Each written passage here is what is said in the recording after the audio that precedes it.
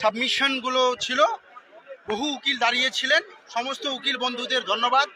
বিভিন্ন সমাজসেবী উকিল বন্ধুরা সব এসছিলেন এবং আর্গুমেন্ট সিম্পল ছিল যে দুজন লার্নেড ক্যালকাটা হাইকোর্টের উকিল বাবু, একজন WBCL চাকরি করেন, একজন বিধায়ক এবং বহু সমাজসেবী, সোশ্যাল অ্যাক্টিভিস্ট, হিউম্যান অধিকারে যারা লড়াই করেন, অ্যাক্টিভিস্ট এবং নেতৃত্ব, পশ্চিমবাংলার খুব জনপ্রিয় মুখ, তারা একটা পিসফুল এজিটেশনে এসেছিলেন।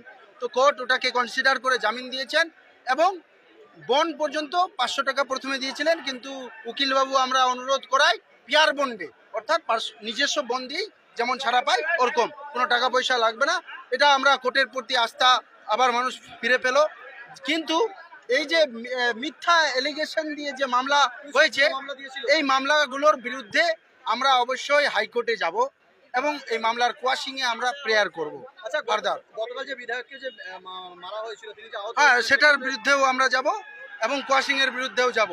কিন্তু আজকে গণতন্ত্রের জয় হলো, গণতন্ত্রের ন্যায়ের মন্দির থেকে গণতন্ত্রের জয় হলো, আইনের জয় হলো, সংবিধানের জয় হলো। একজন বিধায়ককে টেনে হিঁচড়ে হ্যাঁ, অবশ্যই মামলা দিয়ে কি বলবেন?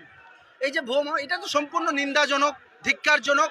মুখ্যমন্ত্রী কিভাবে এই সামান্য যেগুলোতে আন্দোলন করলে ঢুকিয়ে দেয় আবার ছেড়ে দেয়, কিন্তু তা না করে পুরো মিথ্যে এলিগেশন দিয়ে একটা মামলা তৈরি করা, খুব নন ভ্যালেবল ধারা লাগানো, মাইন্ড খাটিয়ে, হ্যাঁ, এগুলো সব ভুয়ো ধারা। পুলিশ এগুলো সব ম্যানিপুলেট করেছে এবং পুলিশ মন্ত্রীর, আমার মনে হয় পুলিশ মন্ত্রীর নির্দেশে করেছে। এর বিরুদ্ধে আমাদেরকে, বাংলার মানুষকে সোচ্চার হতে হবে। এই লড়াই এখন শুরু হলো।